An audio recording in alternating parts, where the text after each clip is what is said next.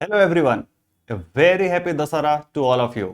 My name is Madhusudan Sharma और हम लेकर के आए हैं आपके लिए UPSC CSC prelims PYQ discussion. इस सीरीज में हम हर रोज किसी एक टॉपिक पे यूपीएससी ने जितने भी क्वेश्चंस पूछे हैं उन सबको डिस्कस करते हैं। पिछले वीडियो में हमने डिस्कस किया था प्रीएम्बल ऑफ द कॉन्स्टिट्यूशन पे यूपीएससी ने जितने भी क्वेश्चन पूछे हैं। आज के वीडियो में हम शेड्यूल्स ऑफ द कॉन्स्टिट्यूशन पे जो क्वेश्चन पूछे गए हैं उनको डिस्कस करेंगे। There are 7 questions in this video. आपको इन क्वेश्चंस को पहले अटेम्प्ट करना चाहिए, फिर इस डिस्कशन को देखना चाहिए। For your benefits I have posted my questions on my telegram channel as well, which link is mentioned on the screen. It is also mentioned in the description. Alternatively, you can pause the video, give your answer and then continue with the discussion. So let's start with the first question. This question was asked in 2019 कि किस schedule के अंदर tribal land को किसी private party को mining के लिए देने जाने को नल एंड वाइड डिक्लेयर किया जा सकता है। ये सिंपली कौन से शेड्यूल में किस टाइप के आइटम मेंशन्ड हैं इस पे बेस्ड क्वेश्चन है। अगर आपको ये आइडिया है कि जो हमारे कॉन्स्टिट्यूशन में 12 शेड्यूल हैं, यू मस्ट बी नोइंग कि ओरिजिनल कॉन्स्टिट्यूशन में 8 शेड्यूल थे और उसके बाद 4 शेड्यूल सब्सिक्वेंटली ऐड किए गए हैं। तो अगर सिंपली आपको इसके टाइटल पता हो कि डिफरेंट शेड्यूल में क्या क्या आइटम हैं, then you can answer this question. So out of the given options it is only the 5th schedule. 5th schedule किस चीज की बात करता है? शेड्यूल्ड एरियाज की।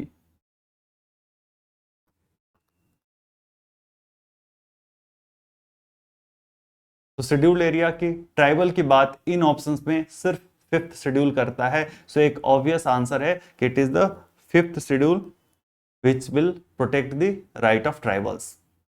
और वैसे भी जहां कहीं भी ट्राइबल राइट की बात आती है, the tribals right are concern with majorly their land alienation, the mining, displacement and protection of their culture. Protection of their culture would include education as well. So इन सारी चीजों को, और एक और इंपॉर्टेंट चीज है money lending. So these are the things which are related to the tribals, जो कि उनके मेजर कंसर्न है जिनको प्रोटेक्ट करने की बात की जाती है। So I will share with you ये mnemonic for memorising these items which are there in the various schedules of Indian Constitution. The short form of this is Tiers of Old PM, where T stands for territory. तो first schedule में इस चीज की बात की गई है कि इंडिया के कौन से स्टेट्स हैं, कौन से यूनियन टेरिटरी है। सेकंड शेड्यूल में इस चीज की चर्चा की गई है कि जो डिफरेंट कॉन्स्टिट्यूशनल डिग्निटरीज हैं, जैसे प्रेसिडेंट, जजेज of high court, supreme court, the speaker, इनके सैलरी और अलाउंसेस क्या होंगे। तो ओरिजिनल कॉन्स्टिट्यूशन में ये भी लिखा गया था। हालांकि ये प्रोविजन है कॉन्स्टिट्यूशन में कि पार्लियामेंट सब्सिक्वेंटली इसको चेंज कर सकते हैं, क्योंकि जैसे ओरिजिनल कॉन्स्टिट्यूशन में तो प्रेसिडेंट की सैलरी सिर्फ 10,000 रुपये बताई गई थी, बट 10,000 रुपये आज के डेट में कुछ भी नहीं है। सो डेफिनेटली इसके सब्सिक्वेंट रिविजन की जरूरत है जो कि पार्लियामेंट करती है। Then third schedule mentions about oaths and affirmation. यहाँ पे एक खास ध्यान देने वाली बात यह है कि प्रेसिडेंट और गवर्नर का ओथ थर्ड शेड्यूल में नहीं है, मेन कॉन्स्टिट्यूशन में ही है। ये एक ट्रिक क्वेश्चन बनाया जा सकता है। Then fourth schedule mentions the number of seats in Rajya Sabha. Different state के, किस स्टेट के कितने सीट्स राज्यसभा में होंगे, ये इसमें मेंशन्ड है। Maximum number of seat UP के हैं। प्लीज आप कमेंट करके बताओ कि मिनिमम नंबर ऑफ सीट्स किन किन स्टेट्स के हैं। Then fifth schedule is about scheduled area, जिसपे कि पिछला क्वेश्चन पूछा गया था। यहाँ पे आपको फिफ्थ शेड्यूल और सिक्स्थ शेड्यूल में स्लाइड से डिफरेंस है जो आपको पता होना चाहिए। सिक्स्थ शेड्यूल ट्राइबल एरिया की बात करता है और ये सिर्फ 4 स्टेट के बारे में है, जिसको आप शॉर्ट फॉर्म में ATMM से याद कर सकते हैं। Assam, Tripura, Meghalaya, Mizoram. Rest other states में शेड्यूल्ड एरियाज हैं। इनके फर्दर डिटेल पे भी और क्वेश्चन पूछे गए हैं जो कि हम इस वीडियो में डिस्कस करेंगे। देन 7th शेड्यूल में 3 लिस्ट हैं। तो एफ मतलब कि फेडरल फीचर्स, फेडरल प्रोविजंस हैं इसमें। 8th शेड्यूल में ऑफिशियल लैंग्वेजेस हैं। There are 22 official languages which are mentioned in the 8th schedule. इन 22 भाषाओं में आप यूपीएससी के भी एग्जाम दे सकते हैं। You can choose any of this language to write any of the mains papers. Then 9th schedule was inserted to facilitate the land reforms। जब ओरिजिनल कॉन्स्टिट्यूशन में एक फंडामेंटल राइट था, राइट टू प्रॉपर्टी, तो जब right to property और right to equality की वजह से लैंड रिफॉर्म्स सुप्रीम कोर्ट ने नल एंड वाइड डिक्लेयर करने शुरू किए, तो ये 9th शेड्यूल इंट्रोड्यूस किया गया था हमारे कॉन्स्टिट्यूशन में। एज आई टोल्ड अर्लियर, जो शुरू के जो 8 शेड्यूल थे ये ओरिजिनल कॉन्स्टिट्यूशन में थे, बाकी 4 starting from 9th schedule subsequent amendment के द्वारा ऐड किए गए हैं। देन 10th शेड्यूल को हम एंटी डिफेक्शन लॉ के नाम से भी जानते हैं। 11th schedule is about the list of items जो कि पंचायत को डेलीगेट किए जा सकते हैं, और 12th schedule have the list of items जो कि म्यूनिसिपैलिटीज को डेलीगेट किए जा सकते हैं। 11th शेड्यूल्स में there are 29 items, 12th schedule में देयर आर 18 आइटम्स। तो this is the brief overview. इस short mnemonic tears of old PM के थ्रू आप याद रख सकते हैं। कई सारे क्वेश्चन तो सिंपली इतना याद हो उसी से सॉल्व हो जाएंगे। जैसे कि अगला question, it was simple question कि इनमें से कौन सा शेड्यूल है जो एंटी डिफेक्शन लॉ की बात करता है। अभी हमने पढ़ा है, it is the 10th schedule जो कि एंटी डिफेक्शन लॉ की बात करता है। सो हमारा आंसर हो गया डी, 10th शेड्यूल। अब ये एक ऑब्वियस सा सिंपल सा क्वेश्चन ऑलरेडी पूछा जा चुका है। चांसेस है कि यूपीएससी अब फर्दर डिटेल में जाएगा। अब हो सकता है जो नेक्स्ट क्वेश्चन आएगा वो 10th शेड्यूल के डिटेलिंग के बारे में आएगा। सो आई वुड रिकमेंड कि आप 10th schedule anti defection law को डिटेल में पढ़ ले। एनीवे ये न्यूज में रहता है और मेंस की तैयारी के लिए तो ये बहुत ही इंपॉर्टेंट टॉपिक है। Let's move to the next question. Next question is about 5th and 6th schedule. Again it's a very simple question. अगर आपको सिंपली ये याद हो कि कौन से शेड्यूल में किस किस चीज की चर्चा है, उसी से आंसर हो जाएगा। एक क्वेश्चन है कि 5th एंड 6th शेड्यूल जो कॉन्स्टिट्यूशन में है वो किस लिए बनाए गए हैं।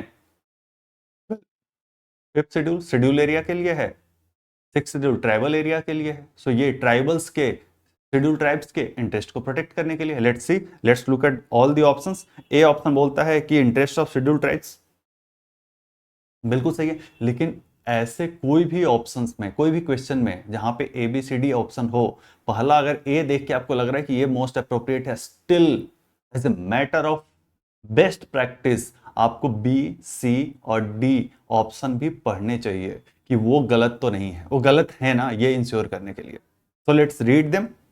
Determine the boundaries between states, ये तो फर्स्ट शेड्यूल में था। Determine the powers, authority and responsibility of panchayat, ये तो 11th शेड्यूल में था। Protect the interest of all the border states, ये तो किसी शेड्यूल में नहीं था। So the most appropriate answer जो हमें पहले भी लगा था वो ए है, और ए ही इसका सही आंसर है। द नेचुरल आउटकम इज कि जब ये पूछा जा चुका है कि 5th और 6th शेड्यूल में ओवरऑल प्रोविजन क्या है, तो शायद अगला क्वेश्चन होगा कि 5th और 6th शेड्यूल में फर्दर डिटेल्स क्या है। And as expected, in 2022, further more detailing about the 5th schedule was asked। कि अगर किसी एरिया को 5th शेड्यूल में लाया जाता है तो इनमें से क्या कंसिक्वेंसेस होंगे। ऑब्वियसली हमने चर्चा किया है कि 5th शेड्यूल से ट्राइबल इंटरेस्ट को प्रोटेक्ट करेंगे। ट्राइबल इंटरेस्ट में क्या क्या इंटरेस्ट हैं वो हमने देखा है कि 4 डिफरेंट टाइप के उनके प्रॉब्लम्स, उन्हीं में से किसी एक मेजर प्रॉब्लम को सॉल्व किया जाएगा। सो लेट्स लुक एट कि उनमें से कोई प्रॉब्लम यहाँ पे मेंशन्ड है क्या। तो सबसे पहला बात है कि this would prevent the transfer of land of tribal people to non tribal people. Yes, land alienation एक बड़ी प्रॉब्लम है जिसको सॉल्व किया जाता है जैसे हम शेड्यूल एरियाज में किसी एरिया को इंक्लूड करते हैं। और ये वाली बात सुप्रीम कोर्ट ने भी अपने वेरियस जजमेंट के थ्रू कही है कि ट्राइबल लैंड को नॉन ट्राइबल पीपल को ट्रांसफर नहीं किया जा सकता है विद इन ए शेड्यूल्ड एरिया। तो ये तो बिल्कुल ही सही आंसर लग रहा है, बट स्टिल हमें बी, सी और डी को भी पढ़ना चाहिए। Let's read at this them. This would create a local self governing body in that area. ये सही नहीं है, क्योंकि फिफ्थ शेड्यूल से ट्राइबल एडवाइजरी काउंसिल बनता है, इसमें कोई लोकल सेल्फ गवर्निंग बॉडी बनाने की बात नहीं की गई है। वो बात की गई है सिक्स्थ शेड्यूल में। सिक्स्थ शेड्यूल में ऑटोनोमस काउंसिल की बात की गई है।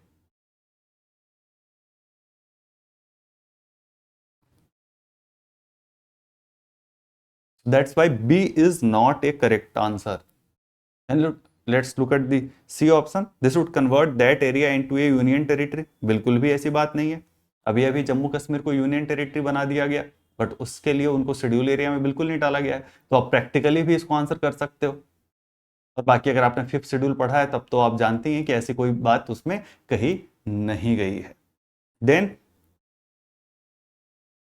ऐसे स्टेट को स्पेशल कैटेगरी स्टेट बना देंगे, बिल्कुल भी ऐसा नहीं है। स्पेशल कैटेगरी स्टेट डिक्लेयर करती है यूनियन गवर्नमेंट, उसके लिए उसको शेड्यूल एरिया डिक्लेयर करने की जरूरत नहीं है। देयर आर 10 स्टेट्स जिसमें भी शेड्यूल एरियाज हैं, इंक्लूडिंग एमपी, छत्तीसगढ़, और ये स्टेट स्पेशल कैटेगरी स्टेट नहीं है। तो अगर आप प्रैक्टिकल नॉलेज भी थोड़ा रखते हैं तो उससे भी आंसर्स एलिमिनेट कर सकते हैं।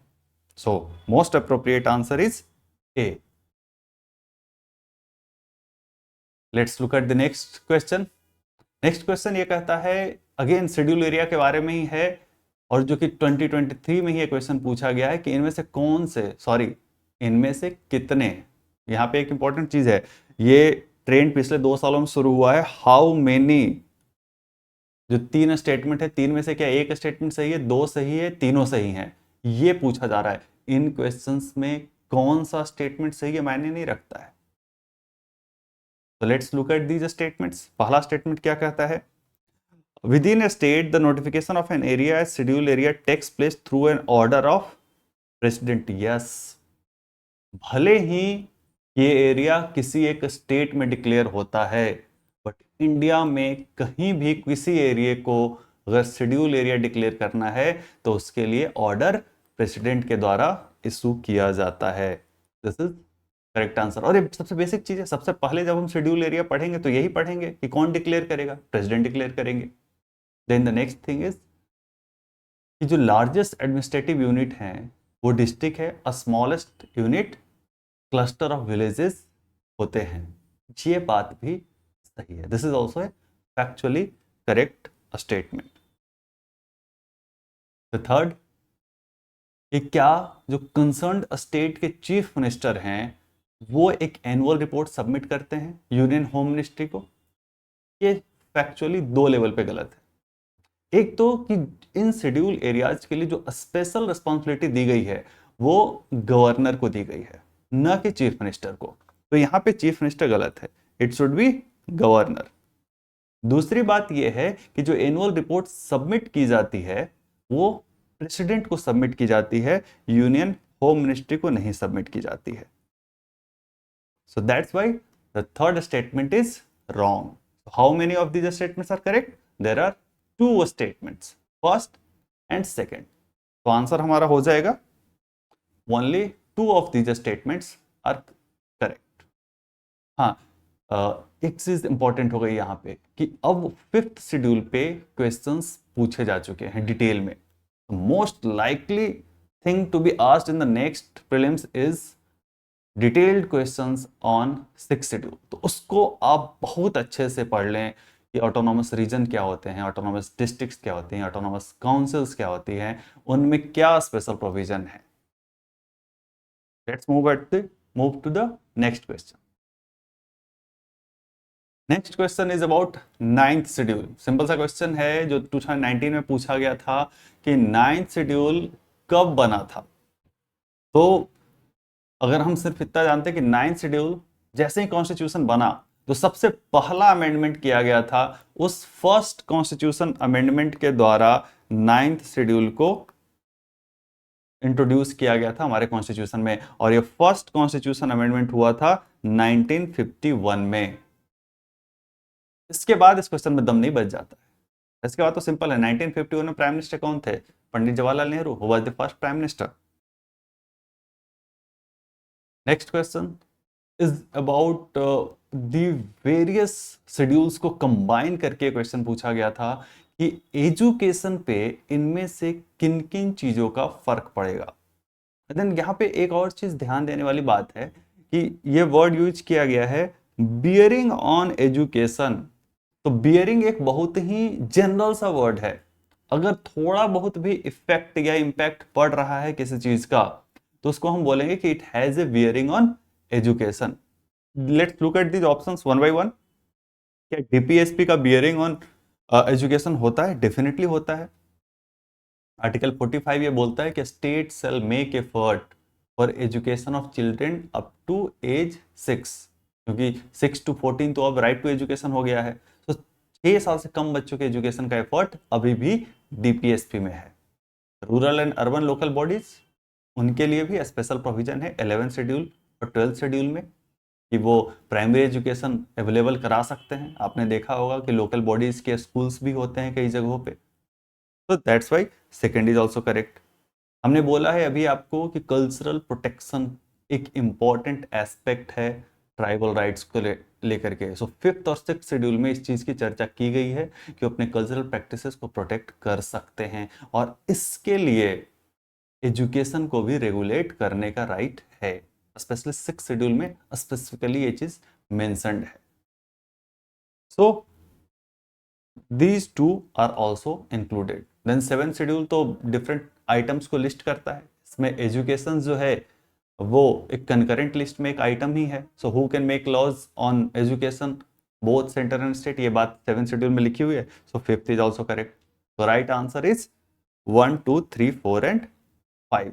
मान लो आपको एग्जैक्टली कुछ कंफ्यूजन है कि 5th शेड्यूल और 6th शेड्यूल में है कि नहीं है, then also you can answer this question with your practical knowledge. 7th schedule का तो सबको आइडिया होगा कि एजुकेशन कंकरेंट लिस्ट में है, तो 5 तो आंसर में है ही, you can easily eliminate A. Then directive principle of state policy भी मोस्ट लाइकली आपको पता होगा कि डीपीएसपी में इस बात की चर्चा की गई है कि 6 साल से कम के बच्चों के लिए स्टेट एफर्ट करेगा। तो 1 is also correct, so B is also ruled out. Automatically 2 is included. 2 पे आपको आता हो या नहीं आता हो फर्क नहीं पड़ता है, क्योंकि अब जो दोनों ऑप्शन बचे हैं वो 2 को इंक्लूड करते हैं। अब यह है कि क्या 5th और 6th शेड्यूल में जितने प्रोविजंस हैं वो एजुकेशन को इंपैक्ट करते हैं कि नहीं करते हैं। और यहां पे आपको थोड़ा सा कॉमन सेंस अगर आप लगाओगे कि ऑटोनॉमस काउंसिल के पास जो 6th शेड्यूल में है उनके पास काफी वाइड पावर्स हैं, वो लेजिस्लेट कर सकते हैं ऑल दोज एस्पेक्ट जो कि ट्राइबल को इंपैक्ट करते हैं। और गवर्नर के पास भी काफी वाइड पावर है 5th शेड्यूल में कि वो किसी भी रेगुलेशन को, किसी भी लॉ को उन शेड्यूल एरियाज में इंप्लीमेंट होने से रोक सकते हैं, या फिर वो लॉ उस तरीके से इंप्लीमेंट होंगे जो अमेंडमेंट गवर्नर प्रपोज करेंगे। जब किसी भी लॉ को कर सकते हो definitely it has bearing on education. तो most appropriate answer must be 1, 2, 3, 4 and 5। Based on all these questions, I would suggest that now, since the difficulty level of UPSC has improved in last 2-3 years, you should read the various items mentioned in these schedules. अब ये जरूरी नहीं कि आप 7th schedule में जितने भी item हैं सबको याद कर लें, but you must go through these items once, और एक आइडिया होना चाहिए कि जो इंपॉर्टेंट थीम्स हैं, इंपॉर्टेंट इशूज हैं, वो किसके डोमेन में आते हैं, या जब प्रैक्टिकली भी जो डिफरेंट इश्यूज हो रहे हों आसपास, जब आप न्यूज़पेपर पढ़ें तो देखें कि किसके पावर, किस काम को करने का पावर किसके पास है। ये हेल्प करेंगे आपको अगर कोई एक बहुत ही डिफिकल्ट क्वेश्चन यूपीएससी द्वारा पूछा जाता है कि कौन सी चीज किस शेड्यूल में है। तो I hope this video has been helpful. अगर आपको ये वीडियो अच्छा लगा है तो इसे लाइक करें और शेयर करें, और इस चैनल को सब्सक्राइब करना ना भूलें ताकि फ्यूचर वीडियोज की नोटिफिकेशन आप तक पहुंचती रहे। और अगर कोई भी डाउट है जो शेड्यूल ऑफ कॉन्स्टिट्यूशन के बारे में आपके मन में रह गया हो तो आप कमेंट करके हमें जरूर बताएं। ये भी मेंशन करें कमेंट में कि आपने कितने क्वेश्चन सही करी है, आपकी तैयारी कैसे चल रही है। अगले वीडियो में हम डिस्कस करेंगे फंडामेंटल राइट्स को। अच्छे से तैयारी कर लें, रिवीजन कर लें और फिर सॉल्व करें फंडामेंटल राइट्स को। तब तक के लिए टेक केयर, गुड बाय।